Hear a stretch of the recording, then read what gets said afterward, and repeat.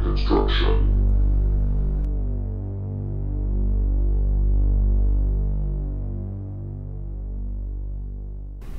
Hey, what's up, everybody? It's The Hardy Construction. You can find us at hardyconstruction.tumblr.com, as well as facebook.com/thehardyconstruction with your hosts, Alex and Items. And we are presenting the film today. Pontypool. Pontypool is a 2009 psychological thriller directed by Bruce McDonald and adapted by Tony Burgess from Burgess's novel Pontypool Changes Everything. What is the plot, Item? It's a weird plot, but it's basically the idea that a word can get into your head and just repeat and make you insane. What is your history? much. What's your history with the film? You told me about it and I watched it, but we'll get into it more. I got a comment I want to say about it, but it's very reminiscent of a China Mayville short story that I read. It totally reminded me of it. But then I found out that was written after the original book of this, so I wonder if China Mayville was copying. He was inspired by it, maybe? Yeah, well, yeah, it's like different, but like basically in the China Mayville, it's the idea that like there's a word called like a worm word instead of wormwood, you know, and it so it's like gets in your head and you just repeat it, and then people will like make fun of the person repeating it, because they are insane, and they'll get up on like a pedestal and say it. So then they'll start going insane and they'll say a word, and does it almost become like a sensitive, like overactive like a virus, Tourette's like, kind of thing, though? No, it's like the people who have the word stuck in their head, they'll like make public announcements in the street, like on like soapboxes and shit, and just go crazy and start saying it, and then people will like taunt them, and then they'll start going insane because they're Is it just one word, or do they have a phrase or something? It's just random words. Okay. I've seen people with Down syndromes do that, so maybe they have the worm disease. Well, they have a virus too. Ice cream! Retarded. Ice cream! Oh, shit. Ice cream! I yell that too sometimes. I hate making fun of retarded people. It makes me feel so guilty. You're the one using the R word, buddy. I know. Trying to get that abolished. I'm actually like a sensitive soul. So for the first time I've heard Pontypool was obviously a long time ago, probably around 2010 or something. Yeah, a long time ago. A long time ago, I heard rumors about this weird zombie film that didn't contain regular zombies, and they were like, it was a big buzz because it's a Canadian film. It's a Canadian film that was based on a novel called Pontypool Changes Everything, and at the same time it was made into a BBC One audio drama. And apparently, I kept hearing, 4 stars, this is a really cool film, so I was like, let me check it out, because it looked... What I was worried about when watching it, because I saw the trailer for it, and I was like, okay, it's taking place in one room, which I have no problem with, because one of my biggest films that I liked the most was Cube, and that basically took place in one room. And with this film, it was the main setting of the story was a radio station, and how it begins. I love how the way the film begins with this main character. You hear a voiceover, and he's giving this strange monologue, and it's played by Grant Mazzia's character, Stephen McHattie. What else is he in? He seems so. You know what he looks like? This is why when I saw him, I was like, who does he remind me of? Angelina Jolie's ex-husband? No. Oh, you talking about? No. I'm going to tell you exactly who he looks like. He looks like, damn it, the robot from Aliens. Lance Henriksen. That's who he looks like to me. The one that like vomits up all that white shit? Yeah, I had a friend, Mike? He saw Aliens in the theater when he was a kid, and that part when the robot was split in half, he ran out of the movie theater. So I picture a young 10-year-old boy running out of a movie that I was laughing so hard about. I used to love when he did that knife game with the hand, where you open your hand and you do the knife. And then you see who's the actor? What's his face? Who's playing Hudson? Remember. He was the main guy in Frailty, the main guy. Anyway, and he's getting the things between his fingers, and he's like, oh! Yeah. Cut it out, man! That guy. Anyway, so Grant Mazzie, you hear his voiceover, and he's saying this long kind of monologue, and you're just seeing the audio waves on a screen. It's a weird beginning. It's a very weird beginning, and then it's a little nonsensical, but it all makes sense eventually. Right, and then it cuts to a sequence where Grant Mazzie is driving his car through the snow, and where is this taking place? Is this taking place in... It's in Canada, in like some rural area of Canada. Yeah, apparently he's a DJ that I guess the name is Pontypool. Yeah. Okay. Pontypool, Ontario. Yeah, that's it. It threw me off because the N was backwards, so it was like a Russian kind of thing. But he's driving in the snow, and he sees a woman approach his door, and then she's saying some kind of babble, and then just vanishes. And he takes it as it is. It's a weird incident and just drives off. And apparently he was a big shock jock DJ somewhere else and lost his gig. Mm-hmm. And then he was, I guess, trying to find work, so they put him in this kind of small town nonsense radio. Right. And from there, what happens? So then he's, it's just showing, like, him doing his show, and he kind of has this weird tension with the producer because he wants to make it like his show, and she wants it to be like a boring, like, talking about weather closures for blizzards and shit like that, like a typical small town radio, and he wants it to be like a shock jock radio. And I kind of thought she was a bitch at first, but I kind of liked her towards the end of the movie. And what the hell does happen? His name's Sydney then, Breyer. And then, like, all of a sudden it just starts in now weird things are happening in town, and they're getting a call from Ken. What's his name? Ken, right? Yeah, who he's working with is the station manager, Sydney Breyer, since it's basically a 3-person team in the space. She's a producer, but she's as well as a station manager. And the sound, I guess, technical assistant, Laurel Ann Drummond. And they're basically doing their usual, I guess it's would it be like a 4 to 9 shift or something like that? Something, because it was still nighttime out when he left, but then he said it was in the morning, so it's before sunrise. And then it's like an all-day type of radio, talking to warn people about the blizzard closures and all this kind of stuff. And I don't know where I'm going with this. Yeah, I think basically he's trying to do he wants to twist a little bit and be shocking and try to have the listeners think, but this is a very straight narrow radio station that just delivers the news and topics of the day.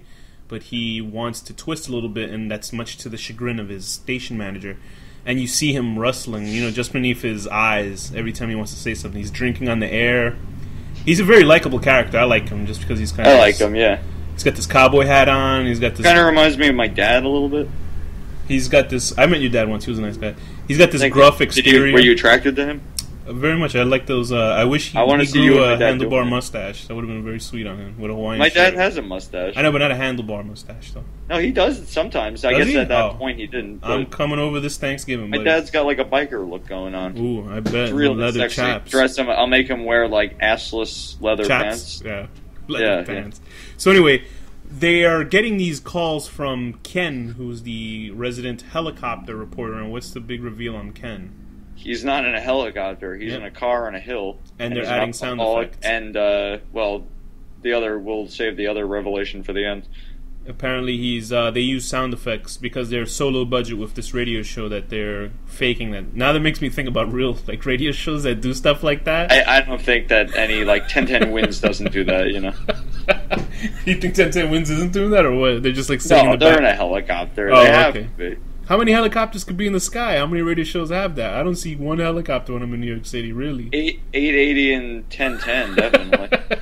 Maybe it's the same helicopter. I tell you, once I had such a paranoid, delusional incident once where I was walking around, headed towards the gym, and in this area I saw a lone helicopter in the sky, but it was low level. It was like near where this. Where you know what that usually means? They're searching for like a fucking killer or something. Yeah, I understand. Like you see cop stuff, but this helicopter stood in the middle of directly where I was, we were 3 blocks away from each other.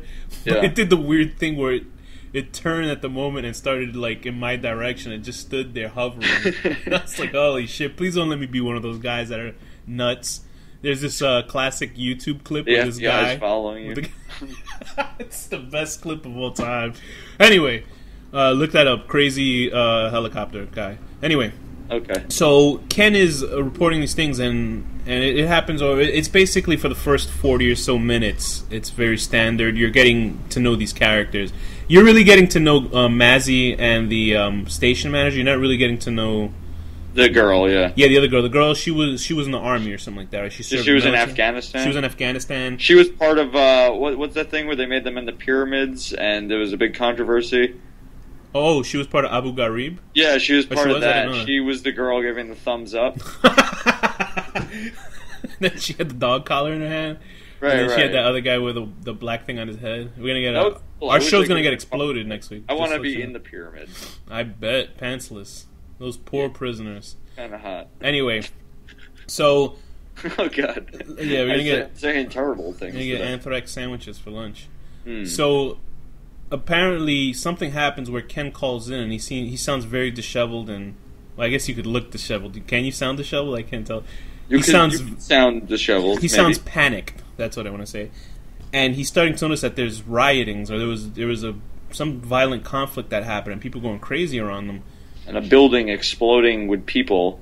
Right. So this film is more about it's almost like cerebral kind of not cerebral horror. You know what it is, and it's like it's in a radio station. It's a lot like a radio drama, like from back in the day, like where they tell you everything. Yeah. And I think that's what works the most in this film, in the sense that it's scarier because you don't see it happening. Like they literally took that idea of not seeing something and making it scary, which is a lot of haunted house films, kind of stuff like that. But then I'm glad because then about like halfway or so through, they started the show a little bit, which was cool. Right. Because I was thinking they weren't going to show a thing, and I was a little they're just going to be really upset. cheap. But then they did show stuff. That's like if they did Jurassic Park and you see Dr. Grant, he's walking around, and then you just see his reactions. You don't see any dinosaurs. Right. And they're driving in the car, but it's you a see fucking that, rearview and mirror. you hear big just sound hear stuff. effects and everything. He's like, "Holy cow! Did you see that?" And that's all they do for the whole movie. But this film does that. But I think the tone and the score that's used in it is really good. It's just a lot of atonal sounds and ambient noises. It's kind of like a comedy in a weird way. It is a very dark comedy in the sense that Mazzy is this guy who's like, what the hell's going on? And he has very expressive eyes. And the station manager, who's Sydney, is she's starting to break down a little bit. She's trying to keep the ship afloat, so to speak, because this guy, Grant, is a little bit unpredictable. Yeah, and then there's a point in the movie where I guess this is the changing point where it begins to get like a little weird, where all of a sudden I thought like, is everyone just gone crazy in the whole room? Because like all of a sudden they're mentioning something about like a cat dying like in the middle of all of this happening, and I'm like, wait, actually, this is like all a hallucination of Mazzy's or something. Like it was confusing. There are things like that. I think that's a poke to the news in real life when they'll talk about something tragic and then they'll move over it's to followed by like a dog was found after 2 years of being lost. Yeah, something like that. And it follows that cadence, I guess, where they didn't think it, or Sydney didn't believe it's so important to note that she thought it was just some random traffic accident. She thought that their news was a little bit more low key as opposed to national news, which everybody else would go to. You know, she's just trying to keep the straight and narrow and get the day done. But apparently, this isn't going to be any other day like. You know, it's normal. Yeah, and usually when buildings are exploding with people and zombies and shit, you don't talk about cats dying. But I bet in our news media, they probably would do that. Because I've seen some pretty crazy transitions in the news, which is why I don't watch the news, because it makes me feel nauseous, actually. Yeah, really? It does. I hate it. It's horrible. It'd be like, a child was molested and then murdered, and a bomb was found in a school, and 8 million children died. Oh, and by the way, Britney Spears shaved her head. Like, it's so fucking stupid. I don't understand the way it works. I had a theory that why Britney shaved her head wasn't because she was crazy. It's because they were going to take her kid away if they found out she had drug in her DNA in her hair. Oh, so she shaved her head. I thought, that's pretty smart. You know, but couldn't they get it from her pubes? Oh, she shaved those too. I guess I hope so. Yum yum yum. Floss my teeth. She's so unattractive. I don't get how people think she's hot. Bad. But what happens? I guess also what also came out at the same time as this film. I think around very much the same time was this film called I think it was called The Signal.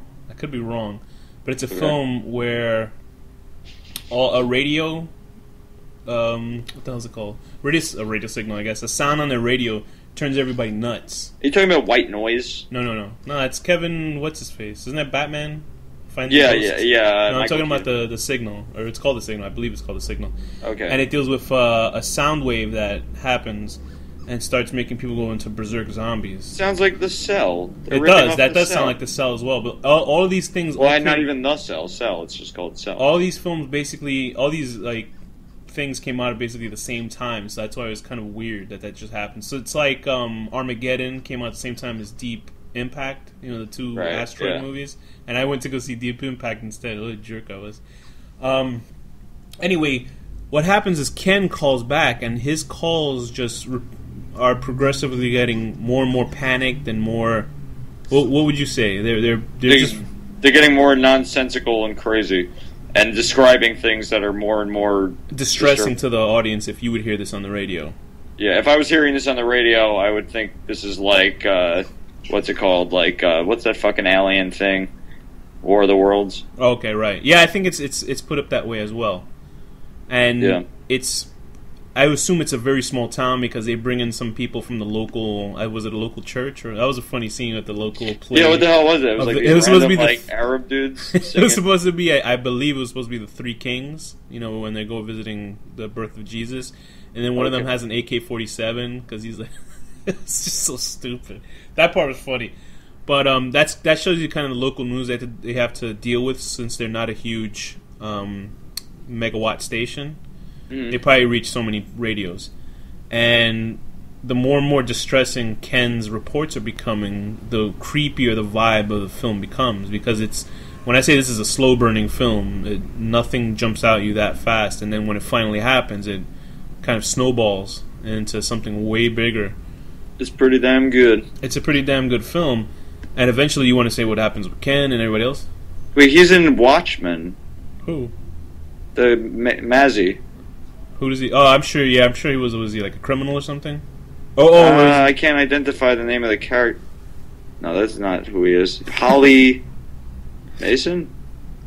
I don't know. I don't remember. It's been a while since I've known Watchmen. Okay, whatever. Go on. So Ken, I was asking you what happens to Ken, and you told me about his. He has an encounter with Mrs. Galt's teenage son, who has baby babbles coming out in between his breasts. That really disturbed me when I first heard that part. Yeah, I love that kind of shit. Because he puts the phone up to this kid who I believe his arm got chopped off or something happened to him. He's missing both of his hands and all his bones are broken. Yeah, because he was getting away from a large crowd. And then while Ken is talking, because you don't see any of this, you just see the reactions of the main character, Sidney Brier, and Mazzy and the technical girl. And he puts the phone, Ken on the other side of the line is putting the phone up to the kid's mouth, or he's putting it as close as possible, and the kid is just doing this babbling that sounds like a child. And just the line that he says, he sounds like he has a child stuck in his throat. I was like, oof. It gave me the willies. It really did bother me. I was like, Jesus. Yeah, stuff like that is, it's like demons stuff. Yeah, it's really creepy. And that's also, I guess that probably is ripping off Cell. Although the book was written earlier, but maybe that part wasn't in the book, because there's a thing in Cell, like the Stephen King book, where like they're broadcasting radio signals and like music from their mouths. They all like lay down. I always thought that part was very strange in the book. What? I always thought that part was really strange. Like, it made no sense. It's like zombies because of some audio. They're like telepathic. Right, they become super. They become super psychic flying zombies, and now they're supposed to make a movie of Cell, and it's gonna be fucking sick. If it's good. I hope it was originally gonna be this guy, the guy who did Jesus Christ, what's Pontypool? that movie? No, not this guy. That would be awesome, actually. No, the guy who did Hostel. I believe he could probably make a good genre horror film. I'm so sick of. But these, after I know, but I don't think he would make it. I want to see some like artsy weird guy do it. Right, that's true. But I think after he made Hostel 2, they told him to go fuck himself. He's been in director jail ever since Hostel 2 bombed. But I was like, damn, that's like a long time ago.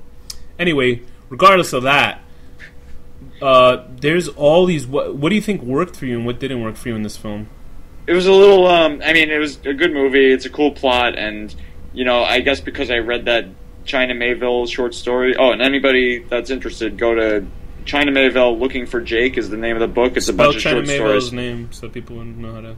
What? Spell China Mayville's name. Oh, China as in the country, and Mayville is Mieville. Okay. The I and the E might be flipped. I'm doing this out of my head, but okay. Anyway, so yeah, no, it's a cool story. It's definitely like a different take because it's not just like zombies eating people, and actually you don't really see any zombies eating anyone. There are zombies in the film. You actually do see these insane a little bit. Creatures. Like, you see the zombies for maybe 5 minutes of the movie. It's one of the three main characters gets infected in the film, and you kind of see what's going on. She goes, "Oh, I guess that's a spoiler." But it's one of the two women gets infected and goes berserk, and tries to attack where these characters are. And there's another character that comes in, a doctor, and she does a tea kettle thing. Like I love shit like that. Just like weird. Like she's making the noise of a tea kettle, you know, like that would creep me out more than a zombie coming at me. There's a very funny sub character that comes in, a doctor, the Spanish guy. Oh yeah. He just seems like the only one that would. What's his name? Lopez or something? Or? Yeah, because there was a part where Mendez. Ken was talking on the radio about this doctor's place getting destroyed by these crazy mobs, and apparently he comes into the film and he's trying to figure out what's wrong. You know, why these people are infected. And it also leads the main characters to get paranoid because they think that he might be infected because he's acting so strange, because you can see him trying to work out the problem in his head. Something like, you know, he starts speaking in French, right? It's like English is the main carrier of the language, of the virus. Dr. Mendez is the guy. And Dr. Mendez. And something specifically with like endearing terms like honey and sweetheart like makes it worse.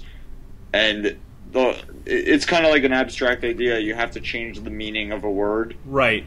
And what Mendez is doing, he's noticing, like you said, the American sense of English is the problem. He's trying to speak in French, and he's finding that his dialogue is not stifled when he's speaking in other languages, but when he's saying it in English, American English, he's finding himself repeating words and trying not to. He actually almost succumbs to it in the beginning, but figures out by speaking another language he gets out of that loop, and that happens to one of the other characters who's almost infected after an attack by one of the child zombies, and I had to laugh. But Dr. Mendez actually does succumb to it. He just kind of stifles it a little, but she cures it because what she does is they actually change the meaning of the word. Right. So, like, if I think a car is a car, but then if I decide, no, a car is a tree, like, and I could convince myself of that, then I won't have it anymore. Can you explain to me the part with the child zombie when it attacked one of the main characters? What, the Arab one? Yeah, and then, dressed as an Arab.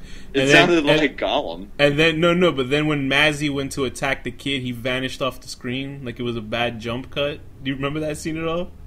I mean, I remember when they're kicking the kid. Right, he goes to kick the kid, stomp the kid, and you see him begin to stomp, and then he literally is cut out of the scene. Like, the scene is still on the same background, but he vanishes from the image for some weird reason. I have no idea why the director did this or the editors did this. I didn't even pick up on that. It's one of the worst, horrendous edits I've ever seen in a film. And I was like, why'd they leave it in? I don't know. I mean, I literally went to the IMDb boards asking people, why did they cut the scene out in the film? Like, why? It's basically you and I walking together on screen, and the screen is normal. It doesn't move. It's not making a left or right advance. And we're walking on screen. We stand there, and then suddenly I vanish off the screen, and you're still there. It's got to be vanish, as in just like 1, 2, 3, or like slowly vanish. No, the character cut out. He disappears from the shot. He just vanishes out of the shot. You still hear the sound of him beating the kid. And I thought maybe they did that because they didn't want to show him stomping a little child to death.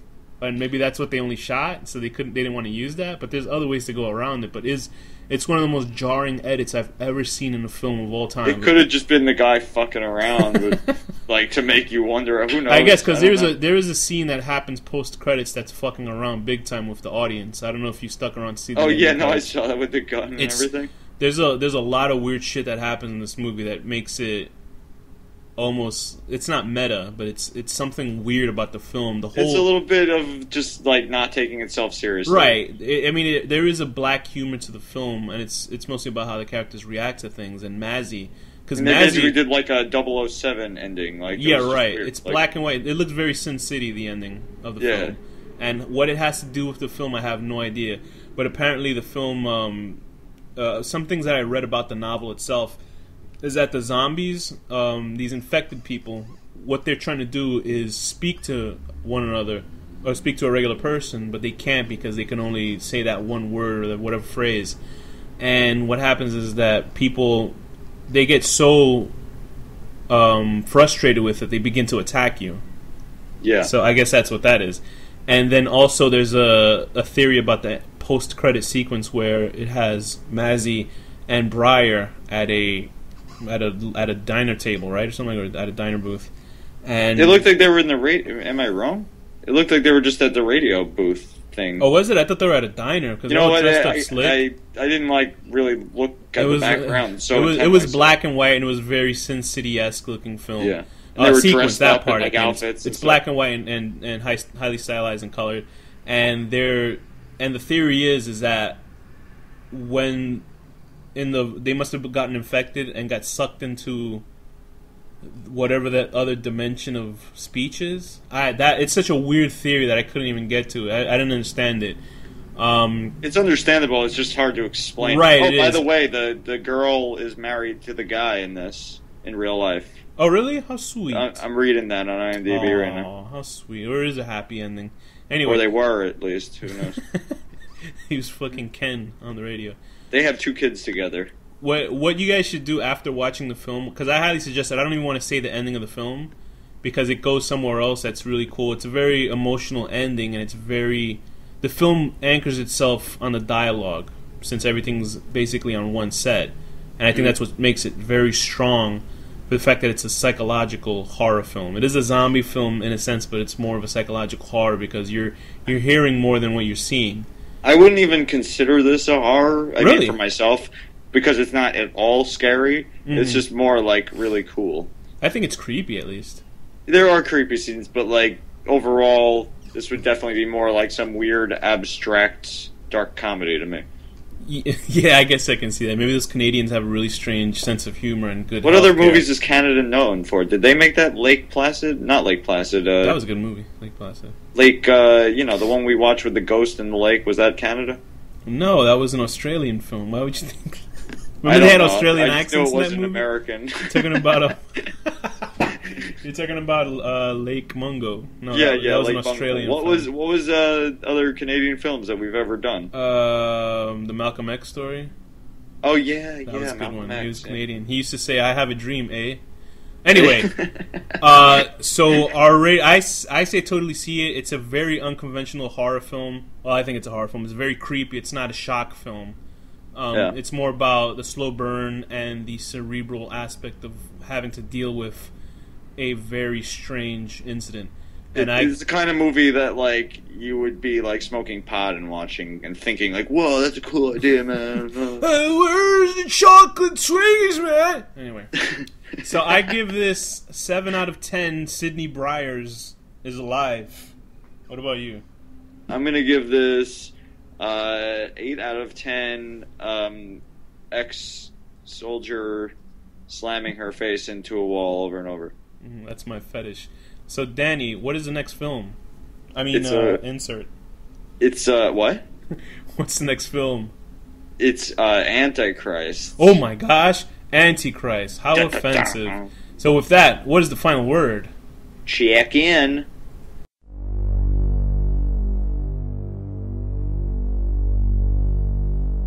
The horror deconstruction.